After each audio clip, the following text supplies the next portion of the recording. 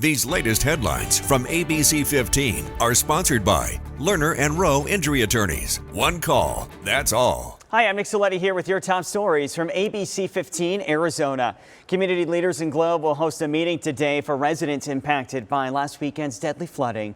It's being hosted by the City of Globe, Gila County officials, and the Department of Forestry and Fire Management. It's happening in the auditorium at High Desert Middle School at 6.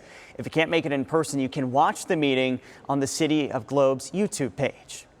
At the Capitol this morning, we're following up on the crisis with the Department of Developmental Disabilities and their funding, or DDD is what it's commonly called. Arizona families who care for their disabled children could now get less state funds for certain services due to Wednesday's changes. The state will now assess disabilities by more general age restrictions when it comes to providing resources for rehabilitation or what's called attendant care services. So what does all this mean for families? Well, the way that you have to either provide these services on their own or hire a third party could be changing.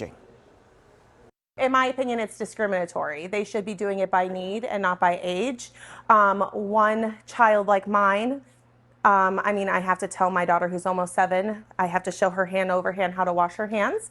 Most 7-year-old little kids, you could just tell them to go wash their hands. State leaders overseeing these programs say that the changes were necessary to address serious shortfalls and keep the services alive for years to come. Many Americans are feeling the financial squeeze when it comes to taking care of their aging parents. And as Scripps News Group's Holly Furfer found out, it is really taking a toll. When Scott Thomas realized his parents needed to move to assisted living, he wasn't prepared for the sticker shock. I wanted to do everything I can to help them continue to have the best life possible. But it's a lot more money than you think, even if you've saved for it. Matt Schultz with Lending Tree says his experience is not unique. About 60% of people who support their parents say that they've taken on debt. And for a lot of people, the numbers aren't that huge, but about 13% say they've taken on $25,000 or more in debt over this situation. A recent Lending Tree survey found that nearly 1 in 4 adults are already helping out their parents financially, with anything from groceries and personal expenses to housing, medical bills, and utilities. And just as many adult children expect they'll need to in the future. Brian Sullivan helps families find senior living options for aging parents that fit their budgets. And there are 4 primary types of care: independent living, assisted living, memory care, and skilled nursing, or skilled nursing is probably the same as we all know as nursing homes. And as you go through that continuum, the costs go up.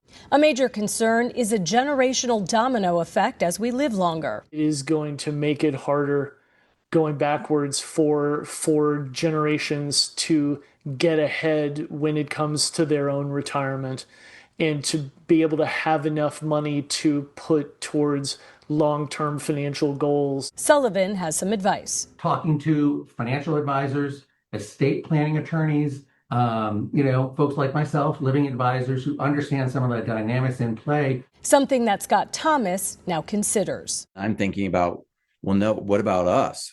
When we get older, do we have enough savings for ourselves so that we don't put other family members in the situation as well? Holly Furfer, Scripps News Group, Atlanta. Enjoy the fun at the fair for free, all while helping out your community. The Arizona State Fair kicking off Feel Good Fridays tomorrow, October 3rd. If you bring in 7 non-perishable food items between noon and 6 p.m., you get free admission for the fair that day. You can do this every Friday through the month, through the 24th. Your donations will benefit St. Mary's Food Bank and ABC15's Operation Santa Claus. A big thanks to our sponsor, Sanderson Ford.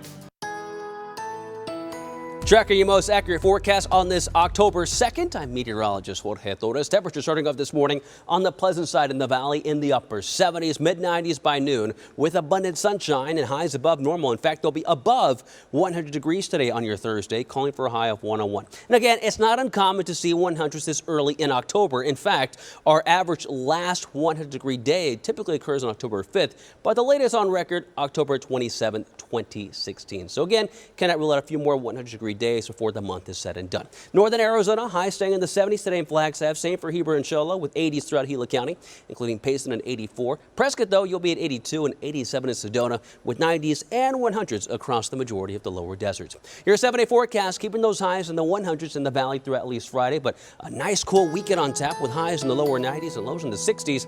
In the high country, of course, even cooler. Breezy, though, on Friday with highs in the 60s Saturday and Sunday.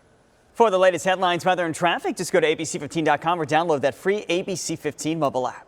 These latest headlines from ABC15 are sponsored by Lerner and Rowe Injury Attorneys. One call, that's all.